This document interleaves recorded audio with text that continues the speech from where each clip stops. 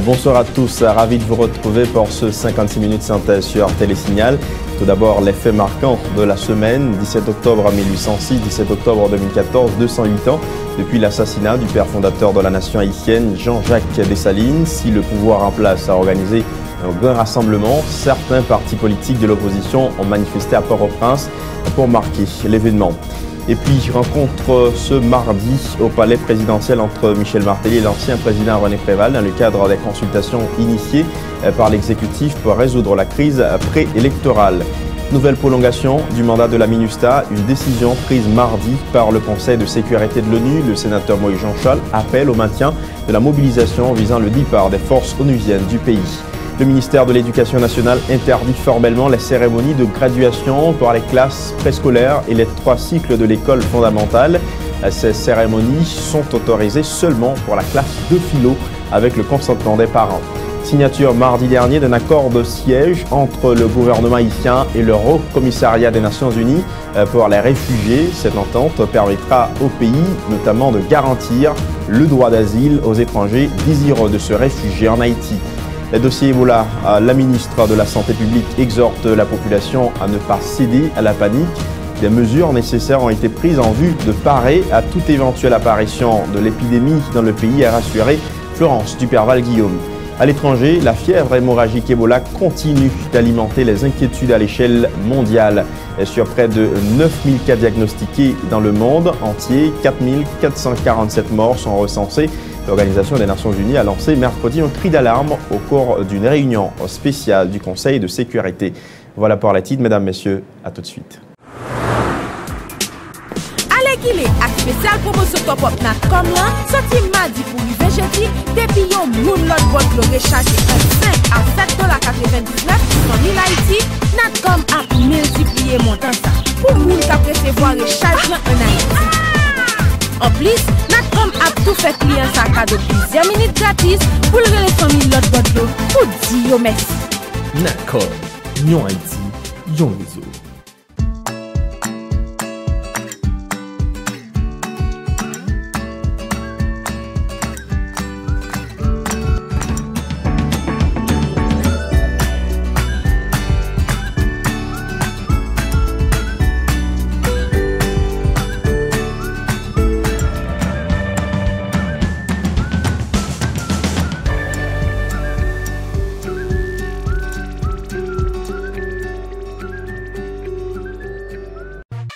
Bon lecture avec bonne information, c'est ça qui parle des pays ou avec éducation petite ou. Parents yo, je n'ai pas chez les bouts, si mon yo gâtil gagné. C'est Wanito, une beauté nouvelle, la maison mi faut qu'il gagne. C'est livre ça qui bon, c'est la donne qu'on étudie. La maison Henri Deschamps, c'est la gueule qui bon qualité. Dans chaque département, il y a un distributeur autorisé. Original la sous de gros hologramme bien éclairé. Parents yo, je n'ai pas chez les bouts, si mon yo gâtil gagné. Parents yo, si vous payez une vente, c'est pour petite nous bon demain. Bien gardé oui pour ne pas prendre un faux livre. Original livre Henri Deschamps, gon hologramme sous les cap changer couleur. Sans arrêter. Bienvenue au développement de 56 minutes synthèse commémoration ce vendredi 17 octobre du 208e anniversaire de la mort de l'empereur Jean-Jacques Dessalines. Une cérémonie officielle a été organisée au Pont-Rouge en présence notamment du président de la République, du Premier ministre, des officiels du gouvernement, des présidents du Sénat et de la Chambre des députés, du président du Conseil supérieur du pouvoir judiciaire, du directeur général de la PNH, du chef de l'État. Michel Martelly a déposé une gerbe de fleurs sur la tombe du père fondateur de la nation. Dans son discours de circonstance, le président Michel Martelly a invité le peuple haïtien à s'unir en vue de faire avancer le pays. La division ne fera que retarder davantage la nation, a dit le chef de l'État. Un extrait des déclarations du président Michel Martelly au micro de Dukenson Lazare et Jasmin Denis. Nous-mêmes là, nous tous qui sommes frères avec ceux là, on fait un geste symbolique, on fait un bagaille, on fait une minute de silence pour mémoire papa, pays. Parce que ça le fait en 1804 là. Nous-mêmes qui là, nous ne pouvons pas faire le vaudi. En 1804, nous avons battu l'armée française sous territoire là. En 1804. En 2014, nous avons fait.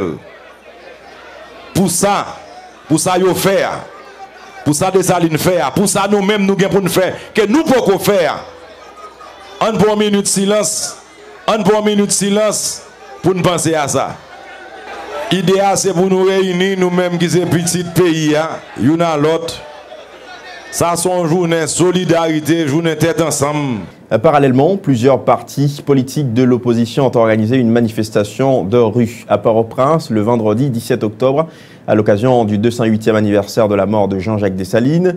Les manifestants, plusieurs centaines, n'ont pas pu atteindre la commune de Pétionville comme destination finale. Ils ont été dispersés par les forces de l'ordre à coups de gaz lacrymogène à hauteur de Delma 30. Le sénateur Moïse Jean-Charles, opposant farouche au régime en place, qui participait à cette manifestation, a été en difficulté après avoir inhalé du gaz lacrymogène. Le parlementaire a fustigé l'attitude des agents de la PNH qui, a-t-il dit, a fait usage abusif du gaz lacrymogène. Les agents de l'ordre ont procédé à l'interpellation de plusieurs personnes dans le cadre de cette manifestation. Le président Michel Martelly a reçu mardi dernier au Palais national son prédécesseur René Préval dans le cadre des consultations politiques en vue d'une issue à la crise préélectorale. Michel Martelly a estimé que l'expérience de M. Préval se révèle très bénéfique dans la conjoncture politique actuelle. Durant son passage au pouvoir, René Préval a su gérer plusieurs crises et est parvenu à trouver un accord avec plusieurs secteurs politiques, a dit Michel Martelly. Le chef de l'État a rappelé que René Préval est le seul président d'Haïti à avoir bouclé 2 mandats et qui continue à vivre paisiblement dans son pays. Les échanges, qui ont duré 2 heures, portaient sur des sujets divers dont l'agriculture, l'environnement, l'éducation, a informé le président Martelly à l'issue de la rencontre suivie. La chose, c'est que le président Préval était le seul président qui jusqu'à date fait 2 mandats. Élu 2 fois, fait 2 mandats, fini mandat et a vivre dans un pays à bien posé. Il passé des moments difficiles et il prouvé non tout que c'était un monde qui était qu'on négocier parce que il était arrivé joindre des ententes avec différents secteurs. Donc moi c'est que c'était important dans 4 consultations pour me tendre un monde de calibre ça pour moi qui j'ai interprété le moment que nous vivons là. Dans ce sens ça, nous passons plus de 2 heures de temps à parler de situations, mais tout de différents problèmes qui gagnent à travers le pays, de problèmes qui gagnent sous la terre dans le monde et de bagages que je pense que nous devons faire ensemble pour continuer. Nous tous connaissons que l'agriculture sont bagages qui toujours été sous cœur du président Préval. Nous parlons de reboisement, nous parlons de toutes bagages, nous parlons de l'éducation. Donc, entre autres, parmi tous les sujets que nous avons abordés. Mais bien sûr, nous avons partagé toujours le président là sur questions qui n'embouche tout le monde dire à la question des élections. Et tout simplement, le dit ça le penser. Et nous-mêmes, qui dans le cadre de consultation, nous continuons à rencontrer différents membres de la société civile, partis politiques et secteurs religieux, différentes couches de population pour qu'ils aient avancé avec une solution qui a stabilité dans le pays et aller vers les élections. De son côté, l'ex-chef de l'État, René Préval, a dit espérer que ces discussions avec le président Michel Martelly contribueront à résoudre la crise politique actuelle. L'ex-chef de l'État, René Préval. Hier, le président Michel Martelly invité pour nous faire partage sur la situation et me faire part particulièrement de l'expérience. Et nous discuter, nous partager et m'espérer que ça aide dans la résolution du problème que le pays a gagné. Toujours en ce qui concerne les consultations politiques, sachez que la rencontre programmée lundi dernier à l'hôtel Caribé entre le chef de l'État et les représentants des 6 partis et regroupements politiques de l'opposition a été avortée, faute de planification. Le conseiller du président Grégory Maillard-Paul a expliqué que la correspondance adressée le 7 octobre dernier au sénateur Jean-William Gentil, qui devait servir en intermédiaire, n'a pas pu être acheminée au destinataire à la bonne adresse. Par ailleurs, le représentant de l'exécutif annonce que le sénateur sera consulté en vue de fixer une autre date pour la tenue des discussions avec les 6 partis politiques en question.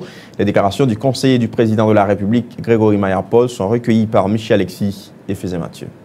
Donc, nous avons adressé une lettre que nous déposons dans le Sénat pour lui. Et aujourd'hui, à nous arriver, nous pas well. Donc, qui ça m'a fait? Nous avons relé le sénateur Gentil. Et il a expliqué que lui-même, il a pensé que la correspondance était adressée à. Que il a déposé correspondance dans un parti politique liant qui c'est contre la PEP. dans le local parti, mais malheureusement, c'est dans le Sénat que nous avons déposé. Et depuis le 8, et l'aime dit ça, il dit que bon, il est excusé parce que lui-même il était pensé que c'était dans le parti politique que ça a été fait. Et comme il était absent de pays, depuis mardi dernier, il était à la République dominicaine pour travail. C'est ça qui explique que le pas jamais passé dans le Sénat depuis lors. Donc il est rentré vendredi et vendredi soir, l'altéré dans le parti, il dit que il ne pas recevoir correspondance. C'est ça qui fait que lui-même il pensait que la correspondance n'a pas acheminé à lui et que il pas de recevoir. Bien sûr, il demandé excuser pour contretemps ça. Donc, nous avons pris un contact avec elle pour nous capables qui je nous fixer ou l'autre date pour la prochaine réunion. Le sénateur Jean-William Gentil dit relever des erreurs de procédure dans la méthode de communication utilisée par la présidence pour inviter le groupe des 6 partis et regroupements politiques de l'opposition à discuter autour de la crise préélectorale. Le sénateur fait remarquer qu'il n'était pas en Haïti au moment où la lettre d'invitation est arrivée au secrétariat de son parti, Campepla. Les explications du sénateur Jean-William Gentil au micro de Dukenson Lazare et Yvan Seïd. M'entré vendredi, soit saute Dominicani, et samedi matin, bien bonheur pour l'autre avion mal au Cap pour m'aller participer dans une série d'activités contre la peuple à faire dans la zone, et c'est matin en rentré. Et c'est vers 11h, M. Grégory Maria-Paul relève pour lui dire ah, mon cher, est-ce que je une correspondance? Je me dis, qui correspondance? Je n'ai aucune correspondance. Il dit, moi, depuis le 8, je dépose une correspondance dans le Sénat de la République. Là, pour moi, je me dis, comment pour moi? Il dit, oui, c'est son nom que je fais correspondance. Là, il y a un accusé de réception. Et que me dit, pour qui ça ne pas de l'autre sénateur? Il dit, non, c'est son nom lié. Effectivement, là, je viens de parler avec là, mon courrier descend. Effectivement, je viens de lettre ça, qui sous nom moi, mais qui adressé aux 6 partis politiques pour inviter eux nos rencontres matin dans la Caribé. Qui tenait l'État? Bon, c'est juste une simple invitation pour inviter 6 partis politiques nous rencontres dans la Caribé. Or, ce n'est pas comme ça du tout, question a été planifiée. Il était question pour gagner une commission qui rencontrait avec les 6 entités pour planifier contenu discussion yo, lieu discussion yo et représentation qui est mon cap là dans rencontre là et c'est là tout bail ça a fin conclu pour l'être ça à venir. Au processus ça pas fait comme ça et puis l'être là débarquer comme ça. Donc quelle que soit forme dans l'Italie, la forme qu'il y a là, presque certain que l'étape difficile pour 6 entités à participer parce qu'il n'y a pas de question pour 6 entités à faire consultation, les questions pour une négociation qui entamée entre les partis politiques de l'opposition avec l'exécutif pour voir comment résoudre la crise. Toujours au chapitre de la crise politique actuelle, y a-t-il lieu de proroger le mandat des sénateurs qui arrive à terme le 12 janvier 2015 ? Le porte-parole du Premier ministre est sans équivoque. Il n'y aura pas de prolongation de mandat des sénateurs qui arriveront à terme au 2e lundi de janvier 2015. D'ailleurs, une telle idée est contraire au prescrit constitutionnel, a affirmé Pierre-Michel Bounache lors d'une conférence de presse à la primature mardi. M. Bounache a indiqué que le Parlement haïtien sera dysfonctionnel au-delà du 2e lundi de janvier 2015 du fait que la loi électorale est en souffrance au Parlement depuis plus de 3 mois, situation qui a empêché la tenue d'élections dans le pays cette année. Pierre-Michel Bounache, qui appelle la population haïtienne à garder son calme, précise que le président de la République, au regard de l'article 136 de la Constitution, continuera à faire fonctionner les institutions de l'État. Pierre-Michel Bounache au micro de Tom Dumont et Yvan Seïd. Ce n'est pas seulement des sénateurs qui ne pas entendre, c'est la Constitution qui ne pas entendre à ce qu'il y ait prolongation de mandat. Donc, ces constitutions, c'est la loi sont faites. Donc, pas gagner prolongation de mandat. Et de toute façon, j'en ai toujours dit, et n'a répété encore une fois, la population supposée était tête frette. C'est vrai que n'a privé le 12 janvier 2015, et bien, le Parlement a en panne. Machine à plat, mais machine en panne à cause de, depuis plus passé 200 combien de jours, un vote qui bloqué en dedans et Sénat de la République là. C'est ça qui fait que le Parlement prend panne, le Parlement est dysfonctionnel. Et à ce moment-là, je n'ai toujours dit le tout, eh bien, seule autorité légitime qu'a prêté, c'est au niveau exécutif là. Et sous base de l'article 136 là, comme tout le monde admet, eh bien, le président a continué à faire l'État à marcher. Autre point, la commune de Petit-Goâve, désormais sous la tutelle de l'État central. Une décision qui fait suite au mouvement de protestation qui agite la commune depuis plusieurs semaines et qui occasionne le dysfonctionnement de l'administration municipale qui se trouve dans l'incapacité d'assurer les services de base à la communauté. C'est ce qu'a informé une note du ministre de l'Intérieur et des collectivités territoriales datée du jeudi 16 octobre 2014.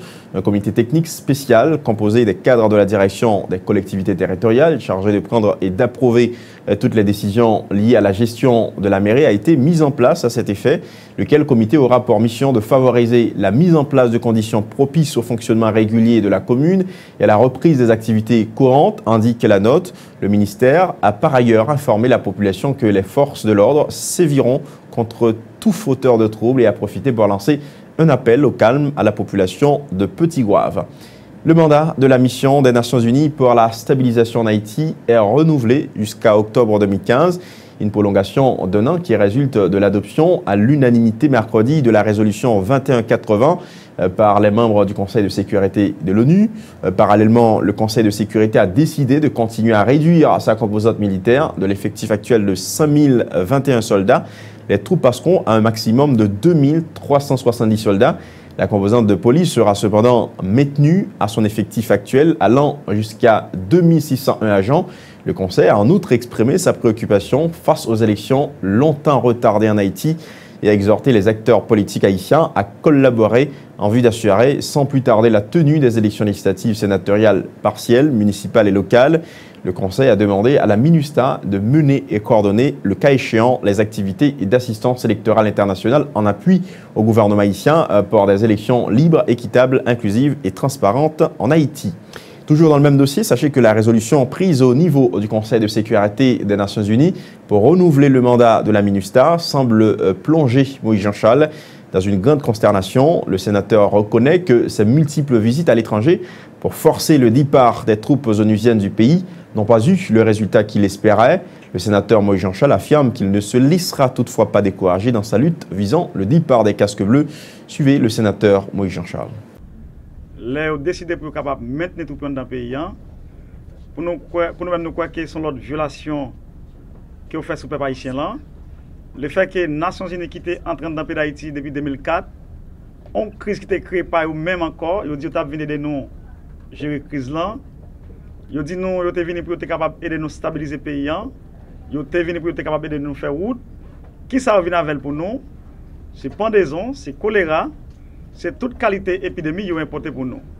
Je viens la matin pour me dire, peuple haïtien là, résolution Nations Unies, c'est vrai son coup dur, mais nous pas droit faire bac. Nous connaissons force ministérielle, yo là en dans pays pour être capable de protéger l'intérêt impérialiste. Je pense que une telle résolution, nous pas capable d'inquiéter nous. Deuxièmement, c'est pour ne pas mettre dans notre tête nous tous, c'est une victoire nous avons facile. Nous avons affaire avec on sait des gros pays, nous avons affaire avec des gérants qui ont toute qualité moyenne en main. C'est normal pour prendre résolution Jean Ouvlé et pour être capable de mettre tout le Jean Ouvlé dans le pays. Nous-mêmes, nous prenons bâton pèlerin, non seulement nous faisons Amérique latine, nous faisons Amérique du Sud et nous faisons Caraïbes. Ensuite, nous faisons continent africain tout. Et très bientôt, nous allons chercher support tout, la caille chinois, la caille russe, dans le cadre de travail mené pour être capable de déraciner le ministère dans le pays. Le gouvernement haïtien, par le biais du ministre des Affaires étrangères, a signé mardi un accord de siège avec le Haut Commissariat des Nations Unies pour les réfugiés, lui octroyant une représentation à part entière en Haïti.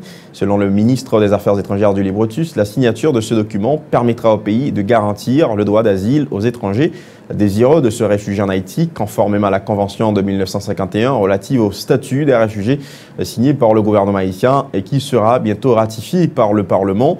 Les explications du chancelier haïtien du Libretus au micro de Michel Depayen et Max Joseph. Normalement, il y a eu au niveau des Nations Unies, c'était, je crois, en 1951, il y a eu un accord qui a été adopté qui découvrait droit réfugié. C'est quoi réfugié? Par exemple, pendant la période des années 60, dans toute région Amérique latine, il y a un peu de monde qui, pour des raisons politiques, est obligé de quitter le pays et aller dans l'autre pays. Il y a des Haïtiens qui sont partis aller vers l'Europe, soit la France. Il y a des Haïtiens qui sont partis aller vers les États-Unis d'Amérique pour des raisons politiques. Donc, l'arrivée dans la société, ça, ou capable, si pays a accepté la Convention de Genève de 1951, à ce moment, le pays ça doit aux protections. C'est que le pays ça, tout obligé, bah, ou un papier, qui pas un papier qui bat aux nationalités, si c'est français, nationalité française, ou bien nationalité américaine, ou bien nationalité dominicaine, mais il y a un papier qui, au nom des Nations Unies, permet tout capable de voyager dans n'importe quel pays avec un passeport que les Nations Unies délivrent, mais à travers les autorités du pays côté où vivre là. Le fait qu'Haïti signe à quoi ça, et nous pourrons le ratifier au niveau du Parlement, si il y a un étranger qui vient en Haïti, qui demande des droits d'asile, non seulement nous avons droit d'asile, il n'est pas obligé de prendre la nationalité haïtienne, nous sommes capables de délivrer un papier au nom des Nations Unies qui pourra autoriser lui voyager à travers tout pays que veut voyager.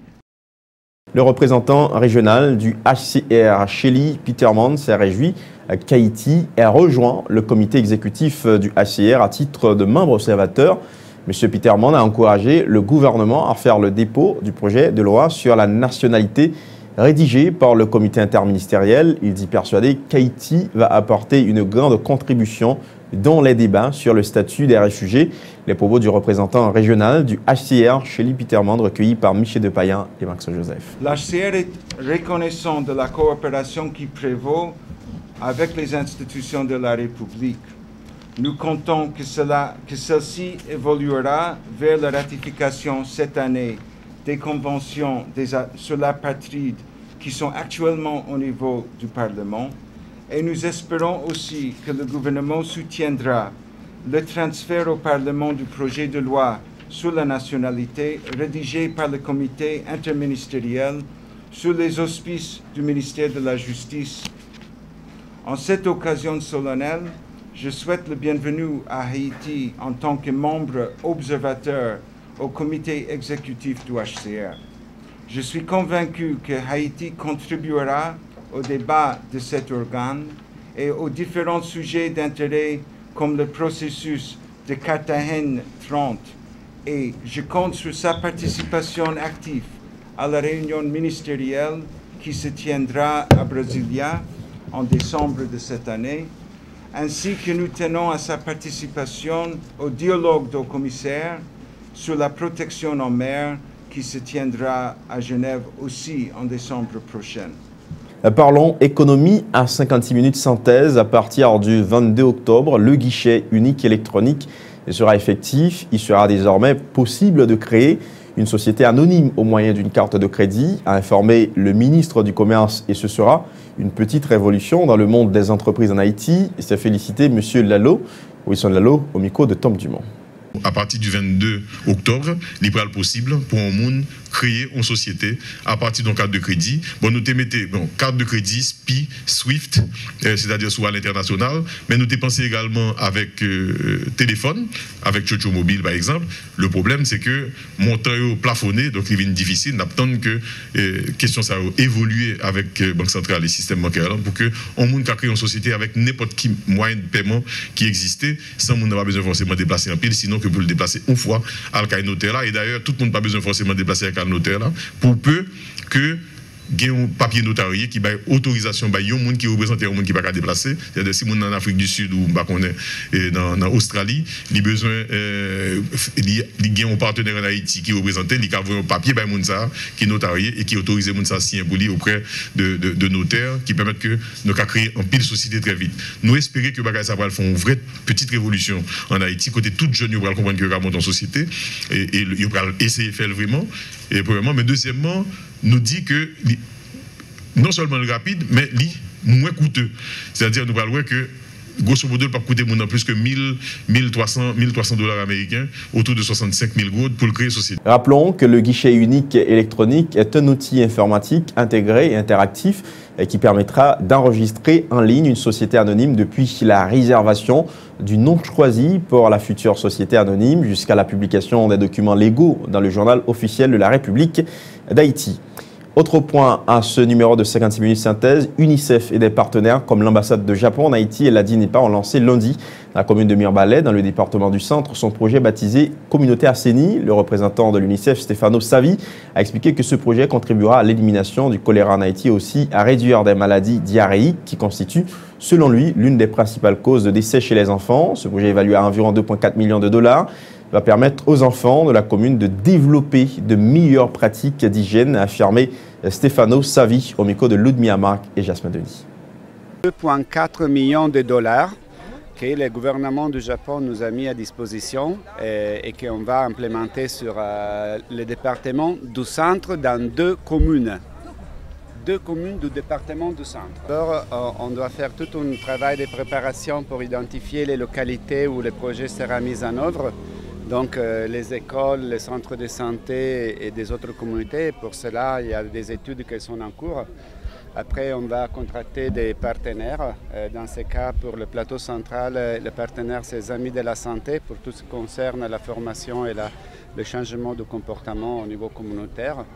Et après, on commence le travail. On a lancé ce projet ici dans cette école qui sera parmi les écoles qui seront visées, parmi les 20 écoles qui sont parties du projet, où l'approvisionnement en eau et l'amélioration de l'accès à l'assainissement et aussi à l'hygiène par les enseignants et par des autres moyens sera garanti par le financement du gouvernement japonais à travers l'UNICEF et les Amis de la Santé.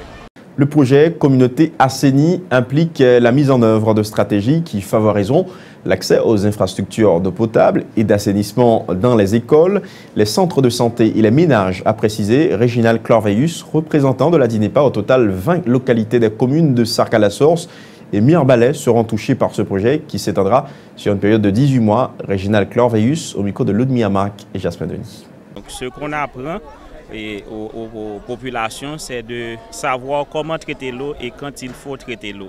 Donc à ce moment, au niveau de ce projet, donc nous allons travailler avec les communautés pour savoir identifier un point d'eau lorsque ça demande de traiter de l'eau, surtout avec le choléra. Donc les institutions étatiques prônent des produits à base de chlore qu'il faut utiliser pour traiter l'eau. Dans cette école, actuellement, il n'y a pas d'eau.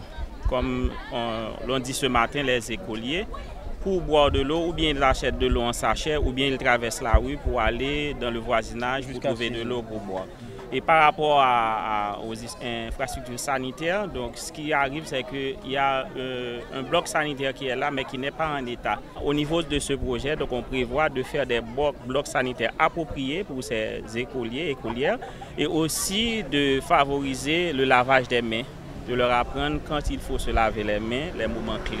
Juste le temps d'observer une pause à ce numéro de 56 minutes synthèse. On vous retrouve tout de suite après. Vous travaillez pour construire votre avenir.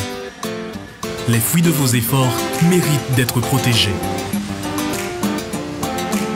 Tous vos investissements, chaque employé dévoué, chaque précieuse acquisition, aujourd'hui et pour les générations futures, un malheur est vite arrivé. Soyez prêts, car les conséquences pour vous peuvent être dévastatrices. Avec la AIC à vos côtés, vous pouvez affronter sereinement les surprises que vous réserve la vie. Retombez sur vos pieds. Inutile de tout recommencer. AIC est votre filet de sécurité. Vous créez la richesse, nous la protégeons.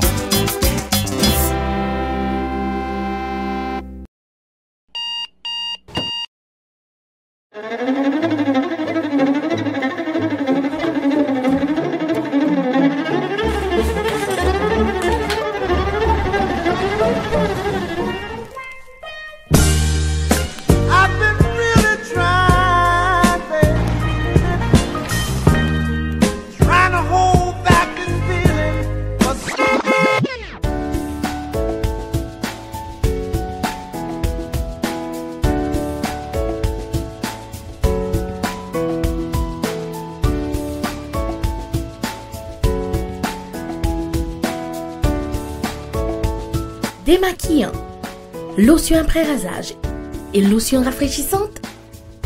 Limacol, la fraîcheur de la brise dans une bouteille. Limacol est un produit de la Disprofar en vente dans tous les supermarchés et les pharmacies.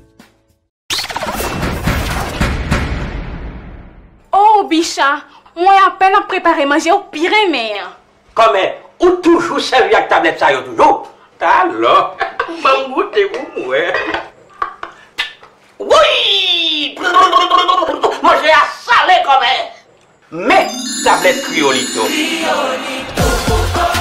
Si ce qu'on inventé avec l'autre tablette cap salé manger ou connaît déjà. Criolito a qualité supérieure parce que c'est celle tablette qui passe à les manger ou peut-être qui fait à gros ingrédients naturels tant que l'ail, oignon, céleri qui remplace forcelle ou l'autre gain et puis en plus il y a bon goût pour le pays. Kounia, c'est coupé d'ouest. Puis bon goût, moins sel. Criolito, c'est celle tablette qui va manger au bon jambon pour le pays. Dans bac machin, kay tout grossiste li yo mandé. C'est li toute cuisine choisi pour faire manger. C'est li celle qui va faire manger ou pas ça. C'est coupé d'ouest.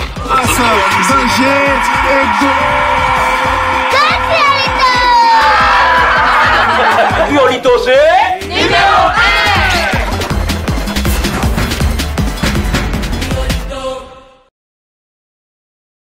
La suite de 56 minutes synthèse, mesdames, messieurs, agriculture familiale, nourrir le monde, préserver la planète.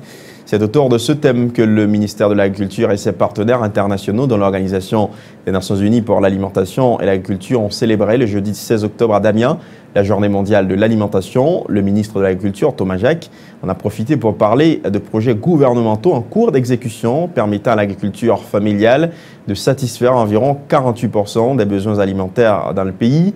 Le ministre Thomas Jacques entend multiplier les efforts de son ministère en ce qui concerne la politique agricole en vue d'atteindre 70% des besoins alimentaires en Haïti. Le titulaire du ministère a par ailleurs invité les institutions internationales à redoubler d'efforts en vue d'une solution significative au problème de l'alimentation en Haïti. Les propos de Thomas Jacques ont été recueillis par Michel Depayen et Max Joseph. Grand pile effort qui a fait et le gouvernement, bien avant que nous avons célébré l'agriculture familiale, a développé un plan. Et dans le plan, ça, depuis septembre, octobre 2012, c'est clair dans le plan que le tracé a. Il dit, premièrement, nous avons renforcé l'agriculture familiale. Et c'est pour ça un ensemble de politiques que nous avons élaborées, que nous avons exécutées, qui pour permettre que l'agriculture familiale, qui jusqu'à présent permet de satisfaire 48% des besoins alimentaires du pays, eh bien, pour que nous travaillions pour le passer de 48 à au moins 70% de la satisfaction des besoins alimentaires du pays. On peut atteindre ce score. Nous sommes capables d'arriver à satisfaire 70% des besoins alimentaires du pays à travers le renforcement de l'agriculture familiale. Le représentant de l'Organisation des Nations Unies pour l'alimentation en Haïti, Fritz Holcher, a mis l'accent sur le rôle important que joue l'agriculture familiale sur les plans socio-économiques, environnemental et culturel à l'échelle mondiale. Fritz Holcher indique qu'en Haïti, plus de 95% des importations agricoles résultent de l'agriculture familiale. Il dit quoi? Que le renforcement de ce secteur peut contribuer à résoudre le problème de la faim et de la malnutrition en Haïti. Suivez les précisions du représentant de la FAO, Fritz Holcher, au micro de Michel Depayen et Max Joseph. Partout dans le monde, les exploitations familiales jouent un rôle essentiel sur les plans socio-économiques, environnemental et culturel. Malgré les graves problèmes rencontrés, ce rôle doit être tenu en haute estime et renforcé au moyen de l'innovation. Consciente de cet enjeu, l'Organisation des Nations Unies a proclamé 2014 Année internationale de l'agriculture familiale. À la lecture du rapport annuel de la FAO sur la situation mondiale de l'alimentation et l'agriculture, l'importance accordée à l'agriculture familiale paraît tout à fait justifiée. Environ 500 millions des 570 millions d'exploitations agricoles dans le monde sont dirigées par des familles. En Haïti, l'agriculture familiale constitue plus que 95% des exploitations agricoles, cultive plus de 80% des terres agricoles, emploie plus que 40% de la population et fournit environ 40% de la nourriture. C'est la commune de Côte-de-Fer, dans le département du Sud-Est, qui accueillera la 11e édition du programme gouvernemental de proximité Gouvernement Lacayou le 25 octobre prochain, sur demande spéciale du président de la République. Ce sera l'occasion pour le gouvernement de recueillir les doléances des riverains des 6 sections communales des Côtes-de-Fer, a informé le Premier ministre Laurent Salvador Lamotte au micro de Esaü César et Orandi Henry. Prochain Gouvernement Lacayou, c'est le 25 octobre de Côte-de-Fer que la fête. Et puis prochain, c'est Cité Soleil. Donc, nous allons dès vendredi, nous allons tout le gouvernement déplacé, nous allons déjà Côte-de-Fer, et puis ensuite nous allons dans 6 sections communales, pour que nous avons la population, pour que nous avons qui a besoin, entendre, et puis nous sommes capables d'agir. Il y a un pile de choses qui fait Côte-de-Fer déjà, donc on a une route qui a fait, il y a une chaîne complexe touristique qui va le faire, il y a une route qui fait, et donc nous allons faire une bonne journée de travail de gouvernement Lacayou qui va le faire de Côte-de-Fer. Et coordonnatrice plan spécial là, parce que mon plan spécial pour Côte-de-Fer, c'est le ministre touriste là, Mme Stéphanie Barnier. C'est lui qui est en charge de coordination plan ça, même avec la vache, et même avec la politique touristique pays. Donc comme il y a un gros projet touristique qu'a fait dans Côte-de-Fer, il est normal que la coordonnatrice plan spécial là, c'est vite lui-même. Et nous avons confiance que la fait un excellent travail. D'ailleurs, il y a toute liste de projets qu'a fait pour toute section communale. Et format, nous allons que le format changer au Tical, parce que nous allons quitter la population sous-produit un peu plus, interagir avec les ministres. Donc, le format beaucoup plus participatif et qui va bailler la population pour voir en plus que le gagné, mais que le gagné pour voir en plus. Autre point, le ministre des Sports, de la Jeunesse et de l'Action civique, Imler Rabu, a apporté des explications relatives à la fermeture de l'École nationale des talents sportifs. Selon le titulaire du ministère, le NTS faisait face à de grandes difficultés économiques qui l'empêchaient de payer son personnel. Le ministre Rabu indique que cette fermeture est due au fait que le budget de l'exercice fiscal 2014-2015 ne dispose pas de fonds destinés à supporter les activités de cette école. Le ministre des Sports, Imler Rabu, est au micro de Esaü César et Orandi Henry. ENTS, c'est un projet. Dans l'administration publique, là, dès qu'un projet arrive, il y a 3 ans, obligé de rentrer dans le fonctionnement du ministère. Le moi-même arrivé dans le ministère, moi je vois que il y a des gens qui travaillent qui ont 3 mois et pas touché. Moi écrit ministère des Finances, moi dit même dans situation que des gens qui travaillent qui ont 3 mois et pas touché, donc pour bon moi pour me payer. Ministère des Finances voyons l'aide bon moi. Il dit depuis dans le mois février, il était voyé avec le ministère des Finances et le ministère des Sports que faut yo passer ENTS dans le fonctionnement. Ça n'a pas de fait. Donc nous venons arriver devant une situation pas de cob pour payer. Maintenant, comme il n'est pas prévu dans le budget, je suis obligé de rentrer dans la tractation administrative jusqu'à ce que ce Premier ministre, ce président de la République obligé d'intervenir. Côté une ligne spéciale pour me payer. Effectivement, je vais payer professeur 8 mois de salaire là. Les gens qui ont un contrat à manger, ils ont 5 mois que vous doué. Je vais payer 3 mois. Même 2 mois qui étaient là, nous avons des difficultés avec finance. Parce qu'on est dans l'État, son corps prévoit pour acheter un ballon de football et pour prendre le faire manger avec, c'est de détourner. Donc, il faut obliger de une main levée sur certaines approches administratives pour être capable de payer. Parlons santé, mesdames, messieurs. Le sénateur Francisco de la Cruz s'est montré, une fois de plus, très préoccupé par le risque que le pays soit contaminé par le virus Ebola. Le vice-président de la commission santé du Sénat propose que des mesures de contrôle rigoureuses soient appliquées vis-à-vis des personnes qui nous arrivent des pays potentiellement contaminés. Écoutons le sénateur Francisco de la Cruz. Maintenant, ça pour que la santé publique doit faire là, lorsqu'on est aux États-Unis, Europe qui gagne des cas, il faut commencer à demander, ça dépend, il faut identifier qui est là, qui zone qui peut toucher par Ebola, là que les gens qui en Haïti pour capable éviter un risque pour gagner des gens qui sont contaminés, qui sont infectés en Haïti, nous obligés de demander un certificat médical par rapport à la zone qui est sortie.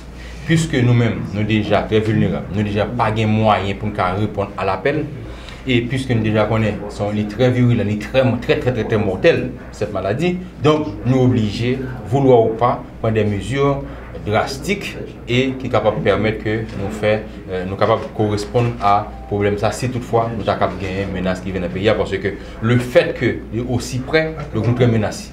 Donc, on pense que ça, c'est santé publique déjà fait un premier effort et ils nous demandent de faire suivi face à la problématique ça, qui c'est problème ça, qui est un problème de santé publique et probablement qui est capable de répondre sur tout le monde. Donc, c'est très important. Donc, que vous mettez au travail, que vous prenez des mesures le plus vite possible pour capable et permettre petit nous par nous pas pour maladie. La ministre de la Santé publique appelle la population à ne pas céder à la panique. Des dispositions sont déjà prises en vue de parer à toute éventuelle apparition du virus en Haïti, rassure Florence Duperval-Guillaume, qui s'est réunie mercredi dernier avec le chef du gouvernement autour d'un plan de réponse gouvernementale en cas de confirmation de la fièvre hémorragique sur le territoire haïtien. Selon la titulaire du MSPP, une cellule regroupant plusieurs instances étatiques et des organismes non gouvernementaux a été instituée dans le but de préparer la population et notre système de santé afin de faire face à toute éventualité et réduire au minimum la mortalité en cas de personnes infectées. La ministre Florence Duperval-Guillaume.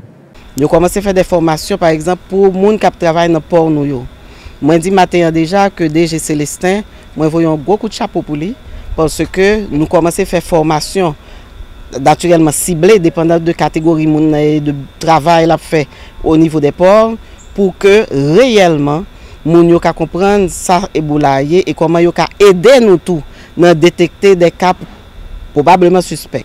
Au niveau de ces ports, nous entendons nous tout avec DG Célestin pour nous mettre des structures de quarantaine.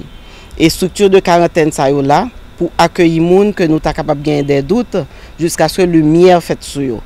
Qui j'en nous organiser réponse concrètement, c'est que là par exemple, yo ta rencontré un moun qui t'a plus ou moins suspect.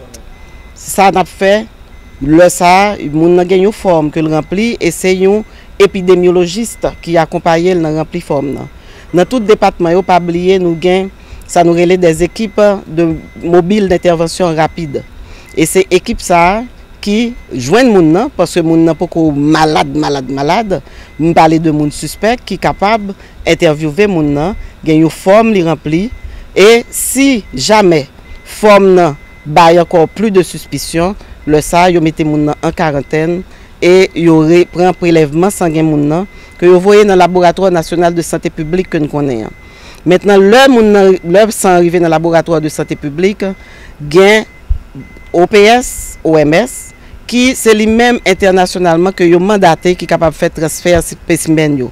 Malheureusement nous-mêmes nous pas capable faire examen pour nous assurer que virus Ebola pour nous s'il n'a 100 moun. La ministre a par ailleurs annoncé des mesures de prévention, notamment la mise sur pied d'une équipe de sensibilisation chargée d'aider la population à bien comprendre l'épidémie d'Ebola et à détecter d'éventuels cas suspects de contamination. Elle a également informé de la mise en œuvre d'une structure de quarantaine au niveau des ports et aéroports du pays, ce qui permettra de contrecarrer la propagation éventuelle de cette épidémie. Florence Duperval-Guillaume au micro de Esaü César et Wendy Henry. Et dans le plan de riposte, il y a la phase pré-épidémique, il y a phase épidémique et il y a phase post-épidémique. Phase pré-épidémique, c'est tout ça qui a rapport avec prévention maladie. Tout le monde connaît qu'il y a plusieurs communiqués de presse que le ministère de la Santé publique a fait sortir. Il y a des communiqués de presse que nous prenons pour compte nous. Nous prenons conjointement avec le ministère de l'Intérieur, des collectivités territoriales et le ministère de la Défense et qui concernait surtout va-et-vient, nous devons dire moun qui rentré et sorti dans le pays qui allait au niveau de pays ça yo. Nous te mettons interdiction à ce que ça fait, surtout dans le cadre de recrutement. Nous te créé tout, ça nous relève dans la phase pré-épidémique ça, un comité. Le comité est constitué de ministres, là-dedans, ministre que je cite là, plus ministre de l'Éducation nationale, plus la police nationale d'Haïti. Et il est constitué également de partenaires internationaux qui sont extrêmement concernés par question de surveillance de maladies en santé publique à travers le monde. Il y a CDC, Center for Disease Control, qui est basé à Atlanta et que nous avons tout le temps à parler de lui en matière de prévention des infections. Et il y a aussi OMS, Organisation mondiale de la santé, directrice OPSA. Tu es ici en Haïti, il fait 2 jours et nous travaillons avec les tout justement sur question de riposte Ebola pour le pays d'Haïti. Le gouvernement se dit déterminé à lutter en vue d'éradiquer l'épidémie du choléra en Haïti. Le ministre des Affaires étrangères du Libretus informe que l'administration en place multiplie des démarches auprès de l'Organisation des Nations Unies pour doter le pays de moyens lui permettant de faire face à la maladie et de l'éradiquer du pays. Le chancelier rappelle que le groupe Banque mondiale, à l'issue de l'Assemblée annuelle des ministres des Finances des pays affiliés à cette institution tenue à Washington le 9 octobre dernier, a déjà débloqué 50 millions de gourdes en faveur d'Haïti pour combattre l'épidémie du choléra. Du Libretus déplore qu'en raison de la faiblesse des infrastructures sanitaires en Haïti, le choléra ait fait autant de victimes dans le pays. Octobre rose, c'est ainsi qu'a été baptisé le mois d'octobre dans l'esprit de la lutte contre le cancer du sein.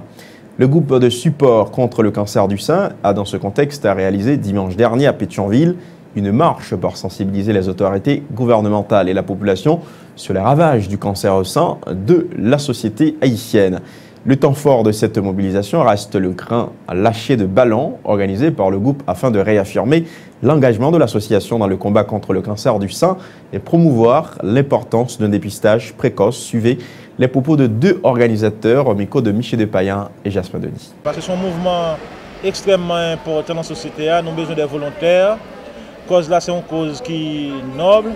Nous avons besoin des jeunes notamment des pour impliquer davantage, les professionnels et tout le monde avec nous, tout le monde qui était là, je dis que c'est bénévolat à fait. Nous tous qui sont dans le groupe là, c'est bénévolat. Donc nous demandons tous jeunes, tous professionnels, tout le monde qui est l'humanitaire, le social intéressé, viennent rejoindre nous. Nous avons dans le JSCC que plus de garçons viennent porter coller avec nous. Nous n'avons seulement que 2 garçons. Monsieur de Fonges viennent porter coller avec le groupe support contre le cancer. Pour ne pas dire c'est 2 garçons seulement que nous gagnons dans le groupe là. Le rappel des titres avant de refermer ce 56 minutes synthèse. 17 octobre 1806, 17 octobre 2014, 208 ans depuis l'assassinat du père fondateur de la nation haïtienne, Jean-Jacques Dessalines. Le pouvoir en place a organisé un grand rassemblement. Certains partis politiques de l'opposition ont manifesté à Port-au-Prince pour marquer l'événement. Rencontre mardi au palais présidentiel entre Michel Martelly et l'ancien président René Préval dans le cadre des consultations initiées par l'exécutif pour résoudre la crise préélectorale. Nouvelle prolongation du mandat de la MINUSTAH, une décision prise mardi dernier par le Conseil de sécurité de l'ONU. Le sénateur Maurice Jean-Charles appelle au maintien de la mobilisation visant le départ des forces onusiennes du pays. Le ministère de l'Éducation nationale interdit formellement les cérémonies de graduation pour les classes préscolaires. Les 3 cycles de l'école fondamentale, ces cérémonies sont autorisées seulement pour la classe de philo avec le consentement des parents. La signature mardi d'un accord de siège entre le gouvernement haïtien et le Haut Commissariat des Nations Unies pour les réfugiés. Cette entente permettra au pays notamment de garantir le droit d'asile aux étrangers désireux de se réfugier en Haïti. Dossier Ebola, la ministre de la Santé publique exhorte la population à ne pas céder à la panique. Des mesures nécessaires ont été prises en vue de parer à toute éventuelle apparition de l'épidémie dans le pays, a rassuré Florence Duperval-Guillaume. À l'étranger, la fièvre hémorragique Ebola continue d'alimenter les inquiétudes à l'échelle mondiale. Sur près de 9000 cas diagnostiqués dans le monde entier, 4447 morts sont recensés. L'Organisation des Nations Unies a lancé mercredi un cri d'alarme au cours d'une réunion spéciale du Conseil de sécurité. Voilà qui met un terme à ce numéro de 56 minutes synthèse, mesdames, messieurs. Merci à chacun de vous de l'avoir suivi. À la semaine prochaine.